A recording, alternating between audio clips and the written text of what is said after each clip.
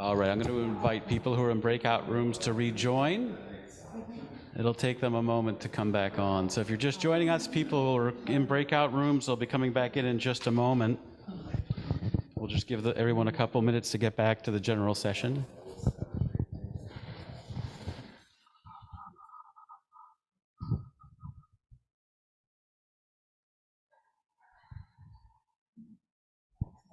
Make sure I push the right button. All right, about 30 seconds.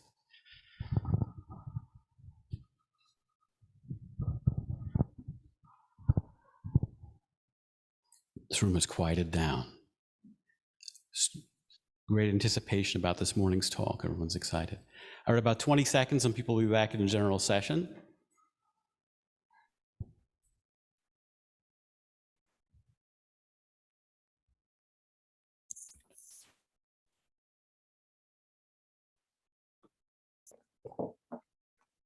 That's awfully close.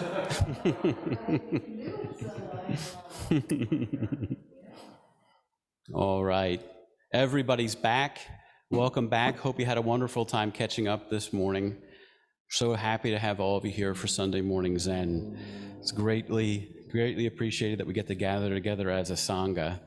And as usual, I wanted to mention that programs like Sunday Morning Zen and Commit to Sit are, of course, free for everybody to participate, but they're not free for us to produce. And we really depend on your generosity to make these programs available and vibrant for our Sangha. So we'd appreciate it if you took a few minutes to head on over to zlmc.org/donate, or you can just go to zlmc.org and click on the donate link and donate to make these to continue to make these programs available to everyone. There she is. All right, this morning, would you mind muting if you're out there? All right, this morning we have a wonderful speaker, Pat Farrell, who's a Dominican sister of San Rafael, is the hosting manager at Santa Sabina Center. She's a trained meditation teacher and retreat leader, and has served on the Congregation of Dominican Sisters leadership team, and most recently was the executive director of the Dominican Sisters Conference. She's currently a member of the Sophia Zen Sangha and enjoys sharing how Zen and Christianity complement each other. And she was a ZLMC member for some time when she lived here in Oak Park. So she's an old friend, and we're very happy she could come back and speak to us this morning about taking refuge. Thank you, Pat. Thank you. Thank you very much, Michael. It's so good to be back and see a lot of familiar faces and names. And of course, there's folks that I haven't met because it's been a while. So anyway, I'm happy to be here today and share with you. Just to start, just thinking about the news of these days. The whole idea, the whole notion of refuge is really a tangible need in Afghanistan, in Haiti, in Hong Kong. There are wildfires in Washington, Oregon, Idaho, Montana, and right here in California. Sea creatures are losing habitat, refuge, as the bleaching of coral reefs continue. So they're searching for a place to live, a place for family, a place to work and play and simply live life. A little over a month ago, I moved my abode from living at the retreat center up the hill where I also work to living at a convent with 14 other sisters. It is just a few blocks down the hill, and hopefully it'll give me some distance from work because, if you live and work in the same place, it's much too easy to hang out in the office. Now, I had no illusions that I was leaving home, for I packed all my belongings that give me a sense of place to take with me, much as I did when I left Illinois River Forest in May 2020. And I really wasn't leaving home then either. People used to laugh because all the years I was there in River Forest, I would say I was going home when I went back to California for a week or two. Then at the other end, when I was returning to Chicago, I would again say I was going home. In fact, I had the sense of going home, though the arrival in San Rafael was not exactly homecoming, what with COVID and all. Everybody was pretty locked down, and of course I had been quarantined for a couple of weeks too. Moreover, the place that I originally planned to move to didn't end up being the place where I would stay. I would have been living at our school, San Domenico, but then in order to provide an infirmary for boarding students who might get the virus, the sisters moved out of our residence at the school. So even though my stuff got shipped there, I never ended up abiding where I planned. How like life. And I was grateful that when my plans to drive home from Chicago to California in March of 2020 were stalled because of COVID, I had Refuge with a good friend for 2 months so that I wasn't alone in that big convent during those very different months. I had found a refuge. Now, about 15 years ago, it was in 2006, I went to an insight meditation retreat at Spirit Rock, my very first Buddhist retreat. Every morning and evening, there were services. The refuges to the Buddha, Dharma, and Sangha were chanted in both English and Pali. That was a language I had never heard of before. Everyone bowed to the floor. Now, this Catholic here felt totally out of her element. I didn't know what to do, didn't know what I should even do. So how it came to pass that 10 years later, I would be bowing forehead to the floor, hands raised over my head numerous times as I received precepts and took refuge vows in Jukai, there at Zen Life Meditation Center, is still a mystery. You are looking at one who had a resistance to genuflecting in church or dipping her fingers into the holy water font. Where did this non-resistance to bowing come from? I had no idea that that Buddhist retreat at Spirit Rock was stepping out on a journey that would lead to a different time of home leaving. Now, those of you who have been present at a Jukai ceremony will remember this. During the ceremony, there, from my perspective, is a transformative moment when the Sangha circles around the one who has received Jukai, chanting, Buddha recognizes Buddha, Buddha bows to Buddha. I recall how deeply moving and profound that was. As each person stopped before me, she or he bowed to me, a bow which I returned. Buddhas bowing to Buddhas. What a treasure. One I revisited at every subsequent Jukai. That loving feeling still arises. Now, a few months prior to that, I had been on a sesshin there after about a year of sitting, or at least at the place down on the corner, after about a year of sitting with a koan that all boiled down to the word mu. So I should pull that out a little. The koan is, does a dog have Buddha nature? Answer, mu, meaning no, maybe not no. Now, I should explain that when you are working with a koan, that's what you meditate with. It's not zazen, it's not the breath, it's not body sensations, it's not really a mantra. It was just mu. It happened to be on Easter Sunday morning, the last day of the sesshin, when June suggested that I look out the window at the sunrise. As I did, the words that flooded me were, "This is my body," as I saw the blossom-laden branch outside the building. There were cars passing one another down Austin. This is my body. The somewhat unsightly car wash building across the street on Lake. This is my body. After the sitting was over and before the morning service at the Zendo, I slipped over to the local Catholic church for Mass. It was, after all, Easter Sunday. The words from one of the morning's readings was from the book of Colossians. In God we live and move and have our being. This being, God's body, this is my body, a true refuge. It was the clearest thing to me that day that if we truly stood to the depths of our toes, that this, all of this, every person, every creature, every being, every non-being, including car washes, is my body, we would never, could never hurt it, destroy it, or disparage it. Each person, creature, being, and non-being is an irreplaceable treasure. This last Thursday evening, during our Sophia Sangha's online full moon ceremony, we all took refuge in Buddha, Dharma, and Sangha. We all promised not to disparage the three treasures, Buddha, Dharma, and Sangha. So just who is this Buddha? What is this Dharma and this Sangha that we are taking refuge in? Is it the guy Siddhartha Gautama who became enlightened? Is it the historical Shakyamuni in whom we take refuge?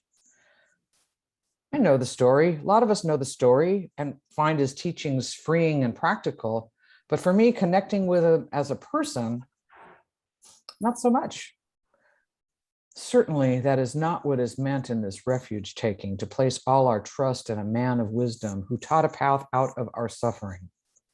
Liberating as that teaching is, the place where we take refuge is both more vast and more personal than that could ever be.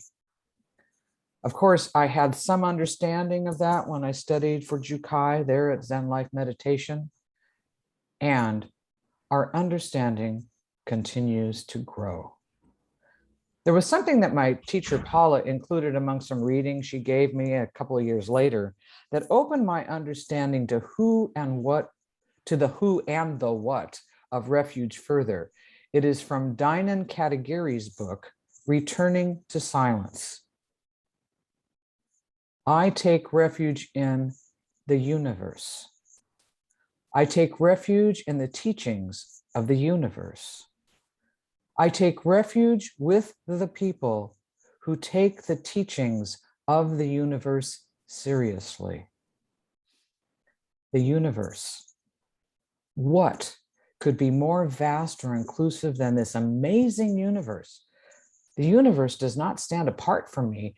Rather, I am part of it. I am the universe. You are the universe.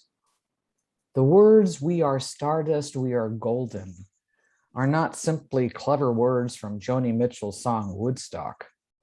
They are true.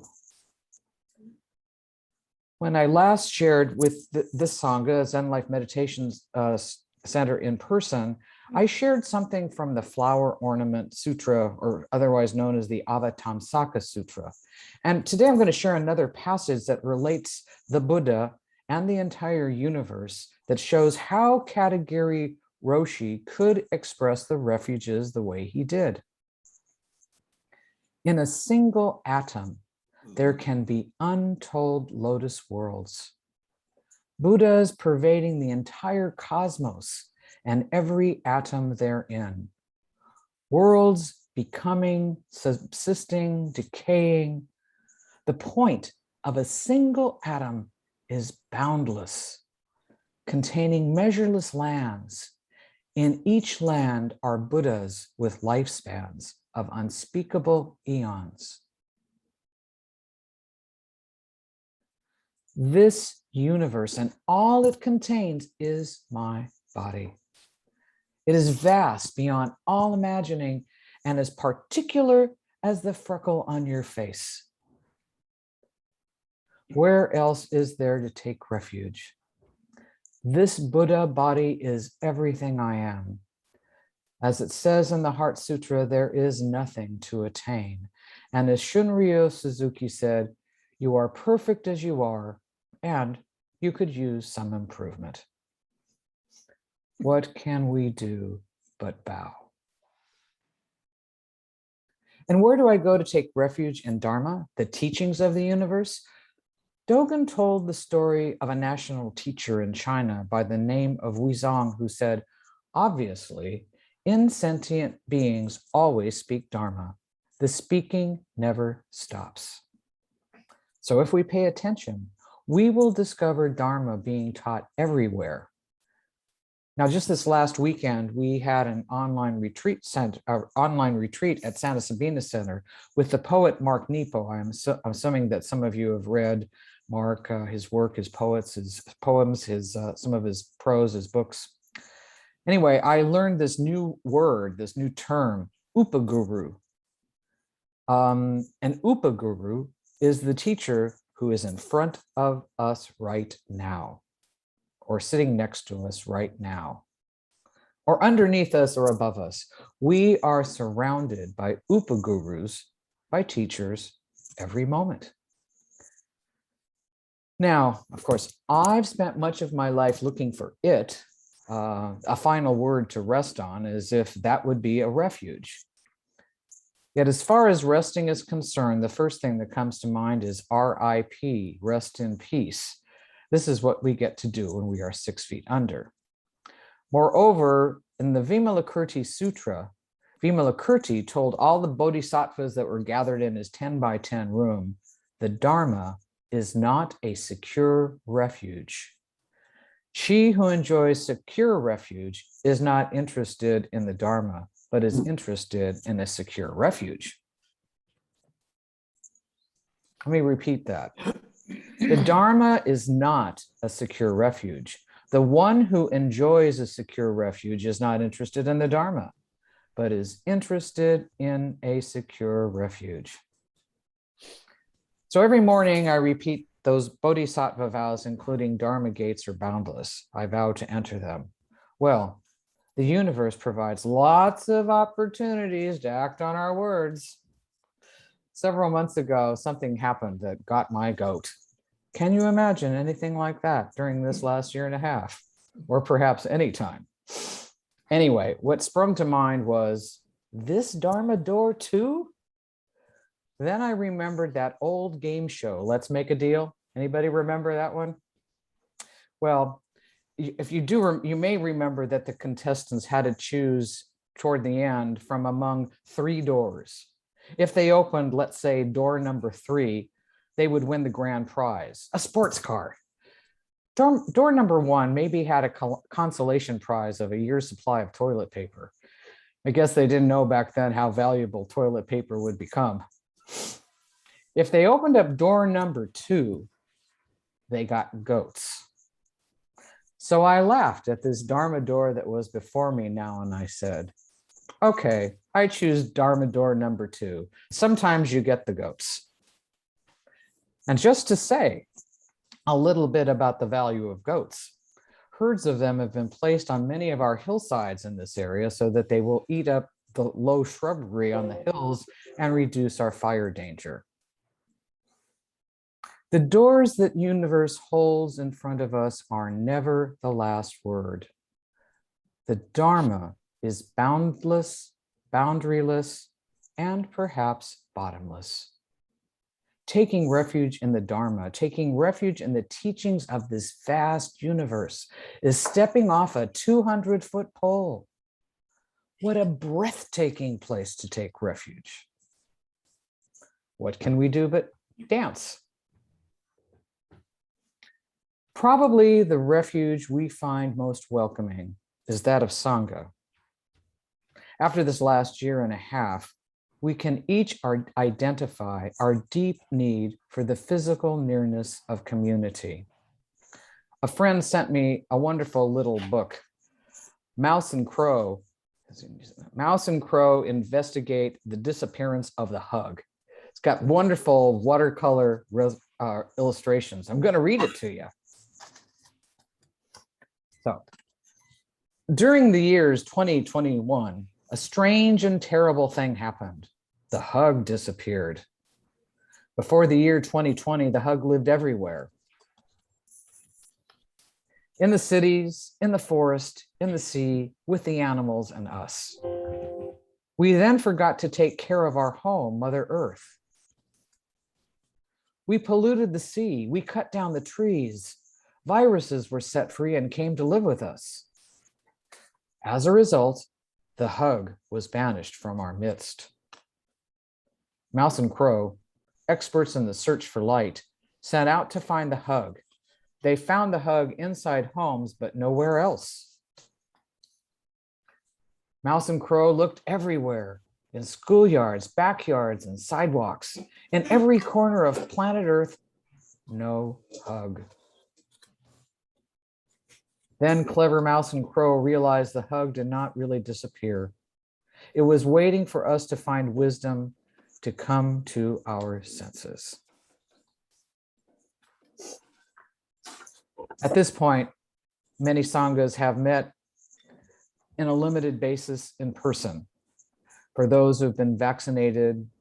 And I'm looking at the folks sitting there, they're at the Zen Center, and I'm thinking perhaps some of you have experienced the hug together this morning. Yet now we are beginning to experience anxiety around the virus with the Delta variant, and cases are rising, masks are back. The Sangha, through each one of you, tangibly expresses the body of the universe, the body of the Buddha.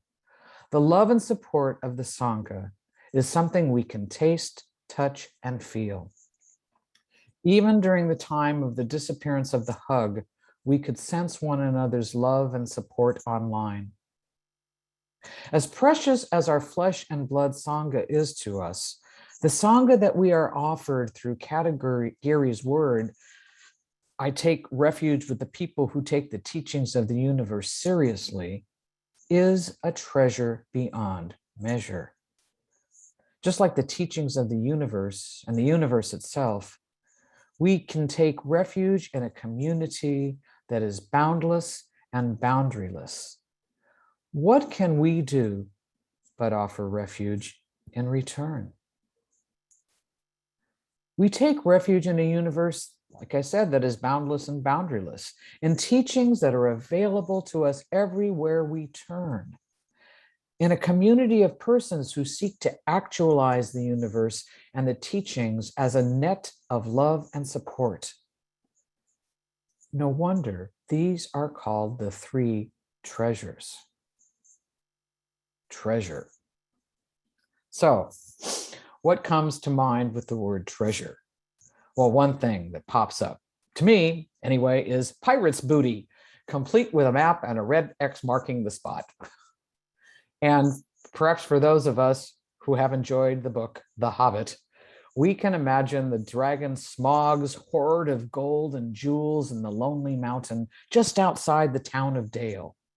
And we recall his fiery fury in guarding it.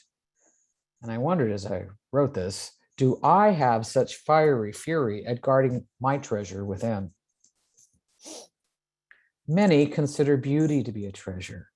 And we can think of our national parks like the Grand Canyon or the Grand Tetons as national treasures. And there are artists of stage, song, brush, and pen, poet laureates, who are sometimes considered to be treasure. They are my body. They are your body.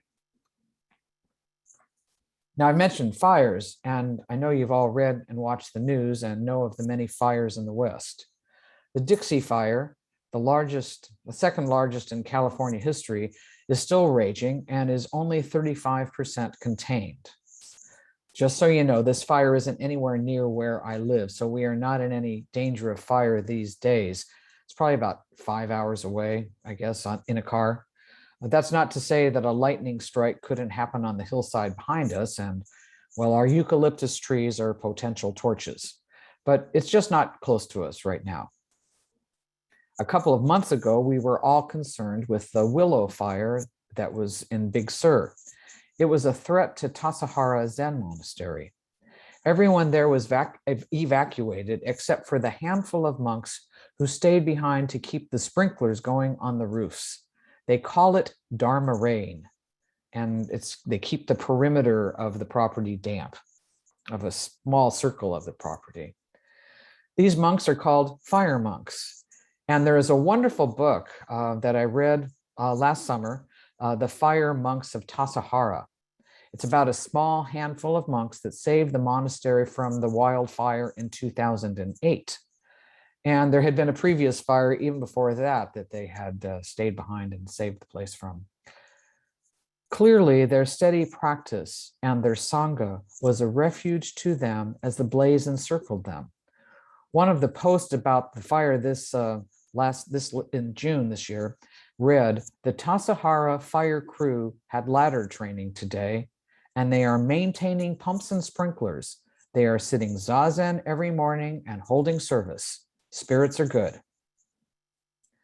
In 2008, homes surrounding the monastery burned to the ground. After the fire had passed over Tassajara, the devastation around them was clear. People had evacuated and found shelter, refuge, but many of the animals that lived in that forest lost their lives. They were not able to evacuate or find refuge. Well, that was 2008. So last year there were fires north of there along the coast, and I was saddened when I saw the charred remains of trees on the hillsides when I recently drove to Santa Cruz along the coastal road. Nature, though, has a way of renewing after fires, yet this every year occurrence does not bode well for the future of our beautiful redwood forests here.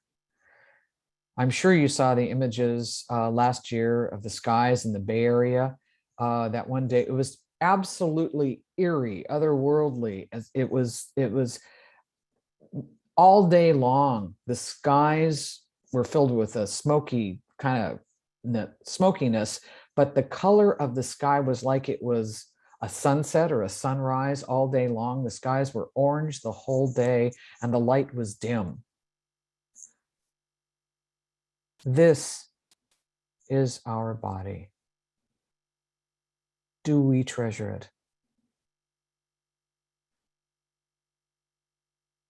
There are times when the treasure that is offered to us is not to our liking.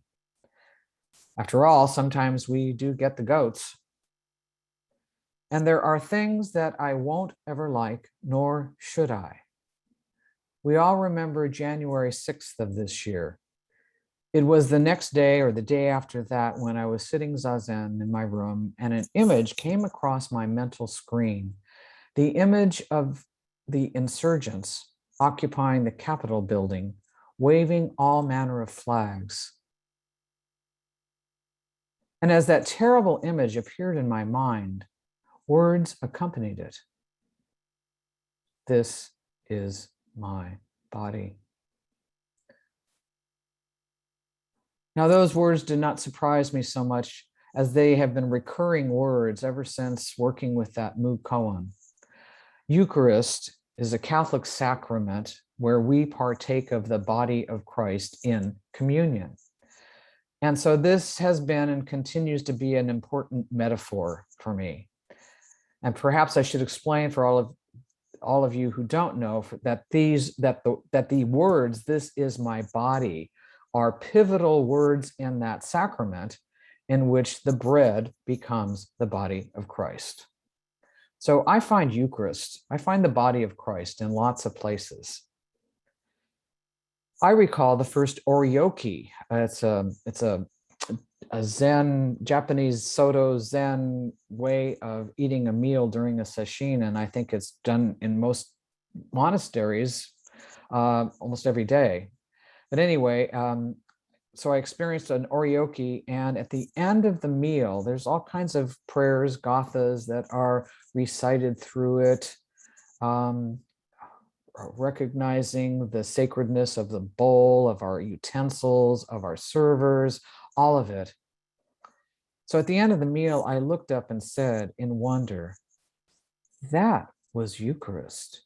That was communion.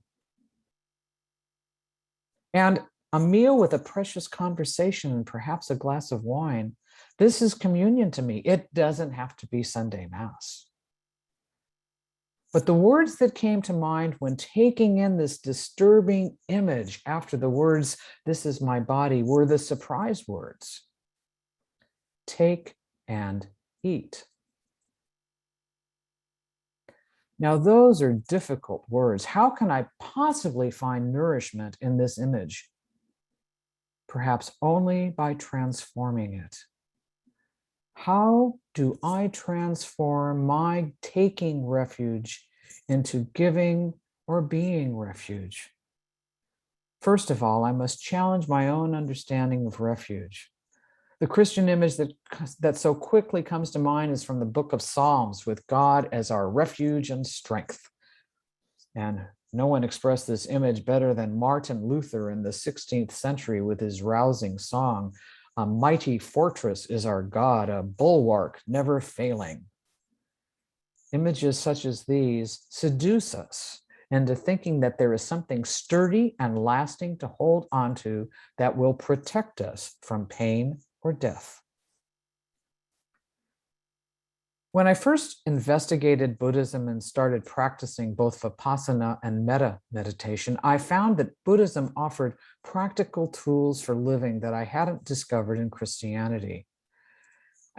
I knew I should be kind and forgiving, but as one of my sisters said recently during a reflection during our morning prayers, how do you keep on forgiving someone over and over, as Jesus suggested we do 70 times 70 times? I recently attended an online interfaith liturgy where the gospel text for the evening was a teaching that some of you may recall about removing the plank from our own eye before trying to remove the speck of dust from someone else's. I always felt like I was never successful at removing the plank from my eye. However, I was very successful at piling on the guilt about keeping that plank in my eye.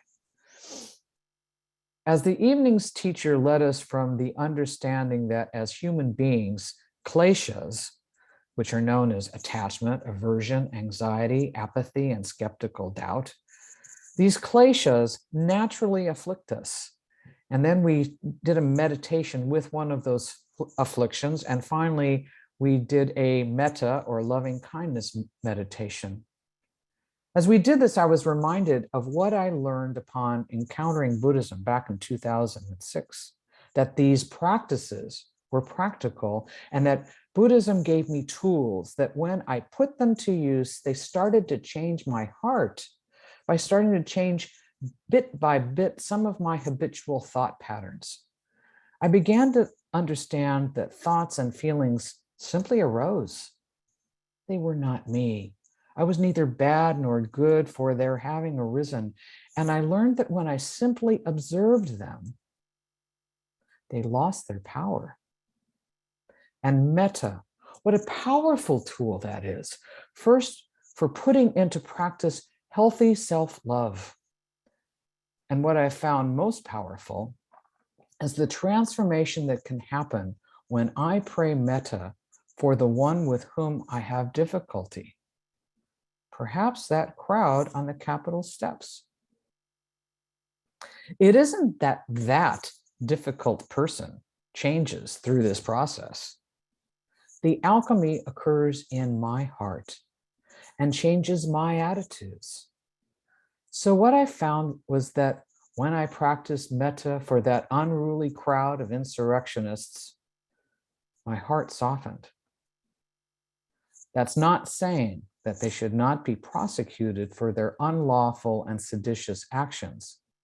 Yet softening our hearts is a step on the way to our becoming bodhisattvas.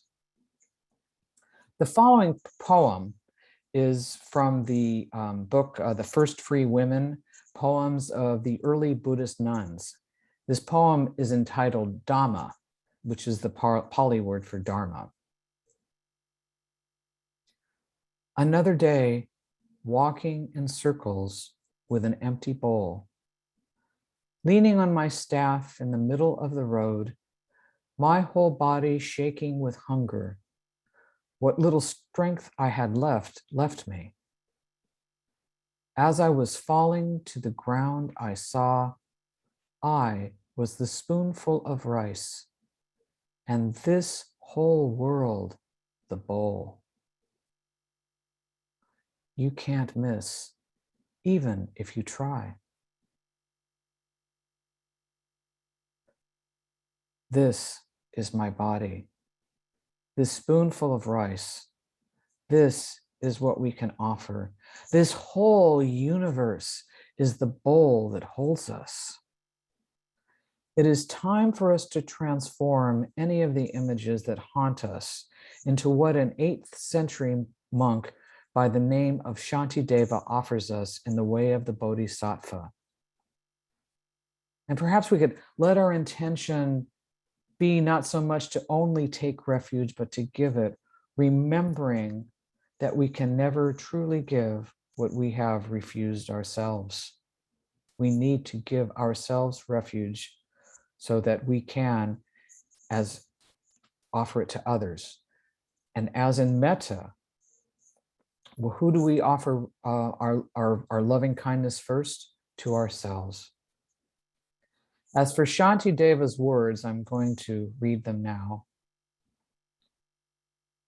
May I become at all times, both now and forever, a protector of those without protection, a guide for those who have lost their way, a ship for those with oceans to cross, a bridge for those with rivers to cross, a sanctuary for those in danger, a lamp for those without light, a place of refuge for those who lack shelter, and a servant to all in need. For as long as space endures, and for as long as living beings remain, until then may I too abide to dispel the misery of the world.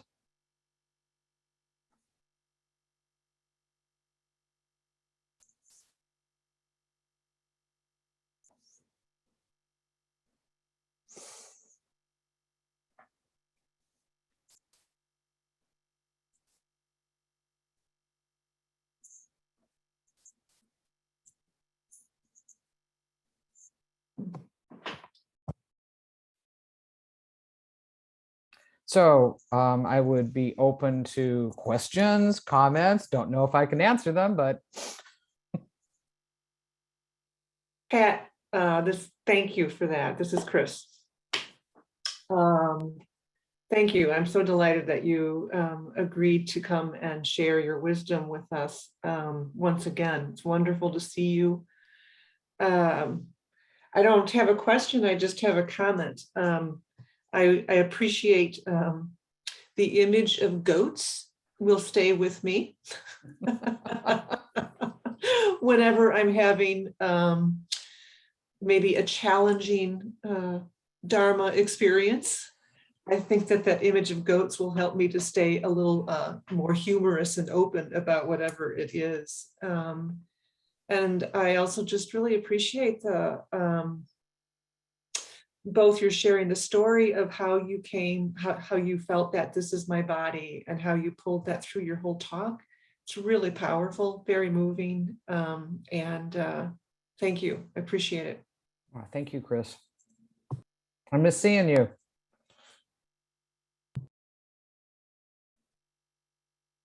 Pat, good morning. It's Mark. Mark, good to see you and Pat. Great to see you, sweetheart. I love you. I miss you. So I want to also thank you and make a couple of comments. Actually, first about goats. My mind flew right away to Afghanistan. Many of you know I was in Afghanistan in the Peace Corps in 1966. Goats are pervasive there. And many times I was on the top of a truck going somewhere, and we would just stop to let all these caracal sheep goats wend their way across wherever they were going because they had the right of way.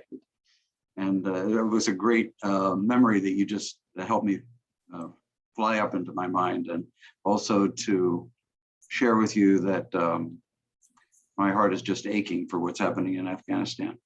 Especially if you've been there, I'm sure. Totally. I want to make a comment, if I can, about your words, being refuge versus taking refuge. And I think actually Shantideva sums it up. They are the same. If for me, they are the same. And I have a story this morning before we sat. I took a walk and I encountered 4 different men all sleeping in different places, either in kind of cubby holes, doorway cubby holes, and one guy just right out in the middle of the street. And it was that first guy that I stopped and looked at because I thought he was dead. And Pat will tell you that we often stop and look at men and wonder. And this guy, it took me probably a full 30 seconds before I saw a breath. So I walked away, and then I encountered these other men and determined that they were all alive.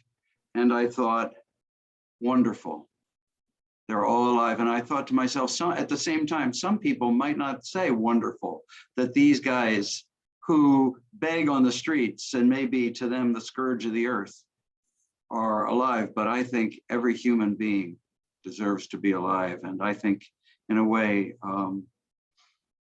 that's how I think of also being refuge, that if I can give that love and hopefulness to every person. And you helped me remember all of that again this morning as I thought about what I had encountered. Thank you so much for that lovely talk. Thank you, Mark. Hi, Pat, Takeo. Nice, it's June. I see you. Thank you. You see me, right? All right. Yes. I know I have a mask on, but anyway, thank you so much for a wonderful, beautiful talk, as always. Thank you. And I remember, hearing the United Nations just coming out with the report that climate change is no longer reversible. Mhm, mhm. And so that was pretty shocking to hear. So how do you practice with that?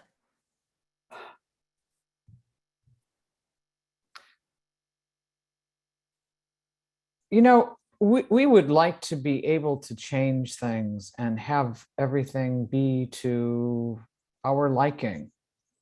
And we want to control. We seem to be unable to give up even control for the common good. I'm thinking of, you're all sitting there together with masks on together. And yet we do know that there are so many arguments going on everywhere about vaccine and masks, which seems to be driving this new surge that we have with the variant. So when I look at the situation, I find it difficult to believe that we can come together and do something different than what we're doing, because we don't seem to have the concern for the common good at heart. So it can be quite hopeless feeling, what can we do if we can't turn the corner, if we can't push back climate change, what are we going to do? Well, I think it comes back to being faithful in this moment.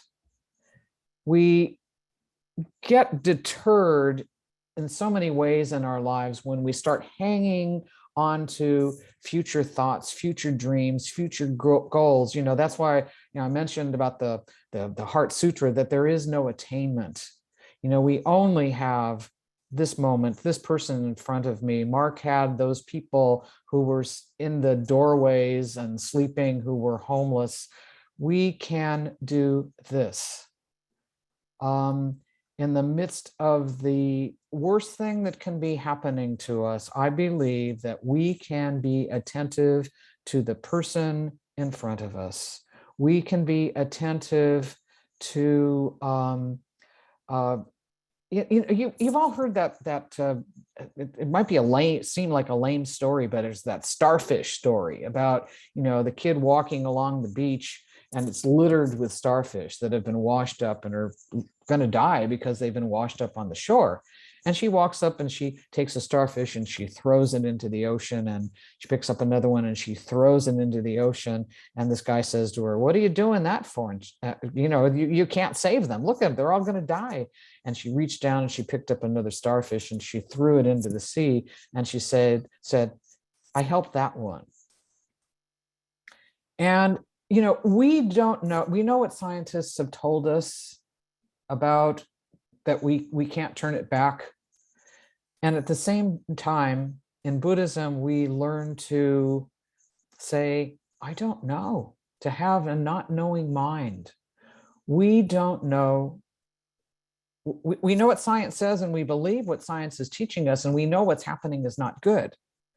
And we just don't know. This whole universe has been born out of cataclysm, and then something is created out of that, and we cannot know what might become. And I feel that I am only responsible for this moment. So, I continue to not eat meat because I know that meat production, especially though it's done now, it contributes to climate change even more than our driving cars and flying planes. So we all, we all do the things that we can. We try to be kind to the person at the checkout stand and remember that everybody's stressed over this. So I don't have an answer to climate change, but I do have an answer to the only thing that I'm answerable to is what's here. And what attitude I bring to what happens, to Dharma door number 2 when I get the goats. Right. And I think also it's important just to bear witness to your Mhm. grief, to my Yeah. grief, Yeah. right? About Yeah. this. I think that's really also that's our practice. Right. Don't cover it up. Yeah. Yeah. Don't distract yourself. Yeah. Yeah. Yeah, because we create all kinds of other havoc inside our bodies when we distract ourselves from it like it isn't true. Mhm. Yeah. Thank you. Thank you, June. Thank you for that morning when you pointed me out the window. That was nice. It was just a fabulous moment. Pat, it's Ruth. Hi, Ruth. Hi, I am so happy to see you. Just Thank you. so happy to see you. As some of you may have heard me say this before because it's with me every single day, but years ago I went to a retreat with Ram Dass, and he got a question which was, I'm really confused. I don't know if this is the beginning of the appearing age or if it's Armageddon. Indeed. And his answer was, well, I don't know. And then he said, well, if it's the beginning of the Aquarian age, I can tell you what I want to do. I want to quiet my mind, open my heart, and do what I can to address suffering. And if it's Armageddon, I can tell you what I want to do. I want to quiet my mind, open my heart, and do what I can to address suffering. I find that enormously helpful on a daily basis. Thank you, Ruth. Thank you. Thank you. It was a wonderful talk. Thank you. So good to see you. I wish I could be there. Miss you. too. Miss you. Yeah. Can I say one thing? Oh, you didn't end up going to the Lost Coast. No, I haven't. No, to the Lost Coast. No, I haven't been there. No. I thought that's where your retreat center was. No, it's that's a monastery of the Cistercian, the Trappist nuns, and I'm a Dominican, so no, I wasn't going there. Oh, okay. We have a retreat center here, which is called Santa Sabina Center, and I was going to be what's known as the hosting manager, which would be, I'm the person who works with the groups who contract with us to bring their groups here. So I'm fortunate enough to work with people like Norman Fisher and Sylvia Borstein and others, Tarrant, who bring their groups here for retreats, but I haven't been able to I've had phone calls with many of these people and their coordinators, but we haven't had them here yet. We are going to be reopening in January to real people, we hope. Because anyway, so we don't know how it's going to work, but we look forward to reopening. Great. You're great at what you do. Thanks, Ruth.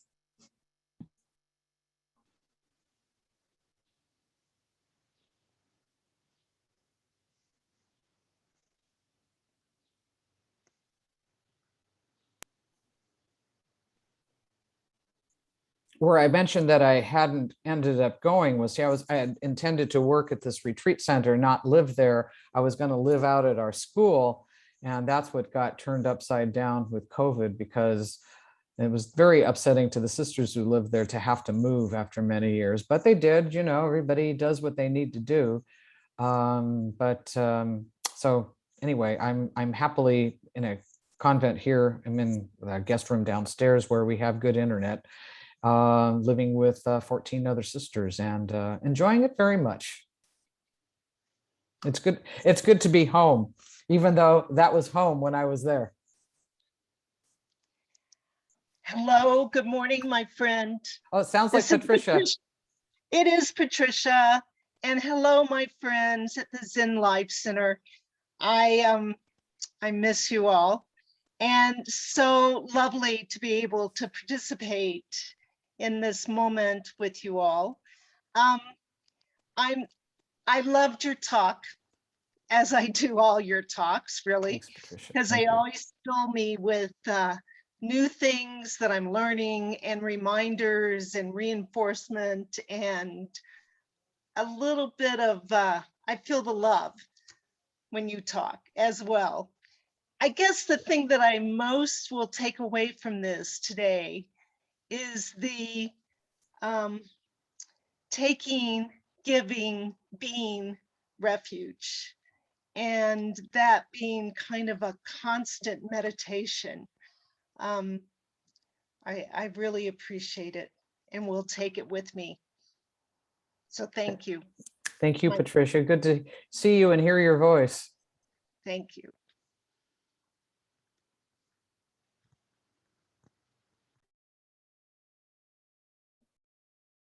Pat, it's great to see you and thank you for a great morning.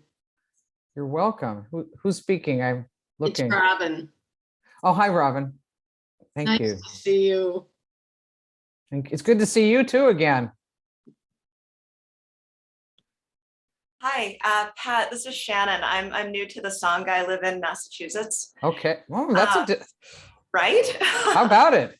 Yeah, thank you so much for this morning. And I kind of always, I lean on this resource competition theory to help make sense of how I see people not offering refuge to each other in these times.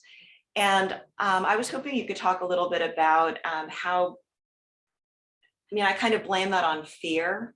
And from your experience, have you had to kind of go that route, just kind of address people's fear of losing something, of not having something anymore, when they can't look at themselves as strong enough maybe to do something on their own, or you know, to self-soothe, to be able to help other people?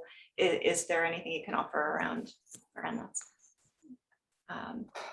Well, I think the best we can offer is encouragement in that case for someone. You know, we can't live someone else's life, you know, and there's a limitation to how much we can offer in terms of advice to someone when it may not be our place to, you know, offer that advice. You know, we at the center, we've not been able to have in-person retreats, but what I've done, since I can't do what my job is supposed to be, is I've been in charge of all of the online offerings, and I've done some retreats at the center myself that kind of have addressed this kind of thing of how to be in difficult times, what kinds of stances to take, what kinds of thoughts to think, what times, or to just to simply observe what's happening inside of you.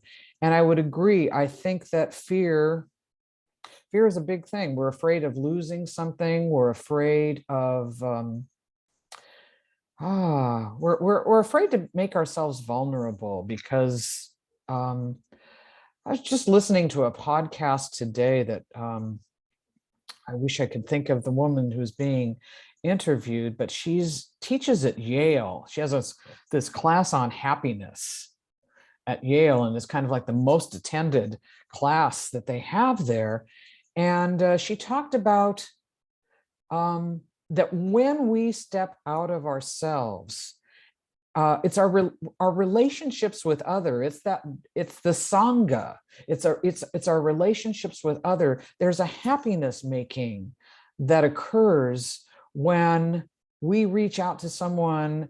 We're standing at line at the grocery store. Of course, if we're 6 feet apart, it makes it a little difficult. But if we have a brief conversation with someone, if you go get your coffee at Starbucks and have a couple of kind words to say to somebody at the counter, or like I'll go back to Mark and Pat. This morning, we've all had those opportunities when we've maybe I never used to carry money with me, but that didn't stop me from having a conversation with somebody who was sitting outside Starbucks. It doesn't feel like it would help us feel better when we meet strangers or we're with others that we don't know well. But if somehow we can find the courage to start a conversation, to reach out, we might find something start to shift. I think the studies actually show, according to this professor, that something starts to shift inside of ourselves when we just talk to other people, have a conversation. It just that relationship glue is there's some refuge making and taking that happens in that.